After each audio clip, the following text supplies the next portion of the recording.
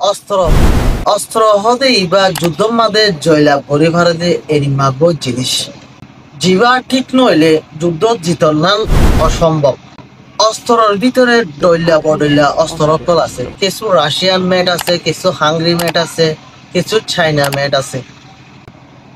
আরো বিভিন্ন দেশে অস্ত্র কল তৈরি করি থাকে, কিন্তু ওনারা জানালে অস্ত্র বিভিন্ন দেশে তৈরি করে দেয়। এর ভিতরে সন্দেশ গান খুব ভালো অস্ত্র তৈরি করে।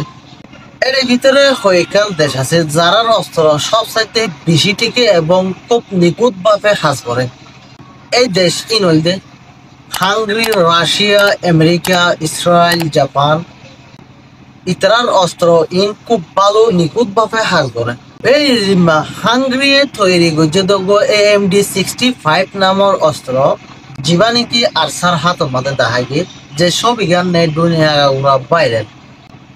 এই অস্ত্র রিভার পাওয়ার হদ্দুর, এই অস্ত্র রিভার ওজন হদ্দুর আজে আরা এই ভিডিও গান আমাদের জানে। চলো ভিডিও শুরু।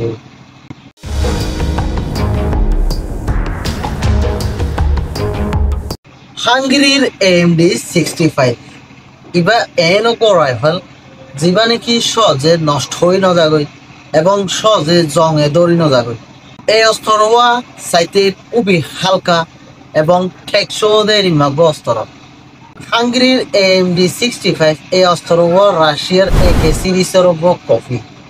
এশিয়ার মধ্যে সবচাইতে বেশি ব্যবহৃত ভিয়েতনাম এবং আমেরিকা এবং আফগানিস্তানের মধ্যে এই অস্ত্রওয়া। হাঙ্গেরি AMD-65 অস্ত্রওয়া 3 থেকে 3.5 কেজি মতো ওয়েট পারে।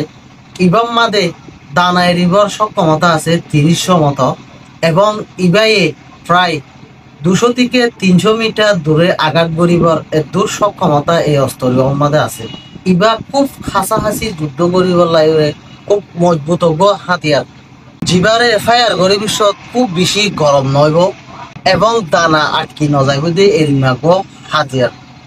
এই অস্ত্রওয়া ইতারা ফায়ার করে হইলে ইয়ানোর কোনো ডিটেলস আজ শনিকত নাই। বাংলাদেশের কিছু কিছু গবেষকে মনে করে আরসার হাসে এনএম কিছু অস্ত্র আছে যিলরে তারা যুদ্ধ করিবার লাগে সক্ষম। আসসালামু আলাইকুম ওয়া রাহমাতুল্লাহি ওয়া বারাকাতুহু।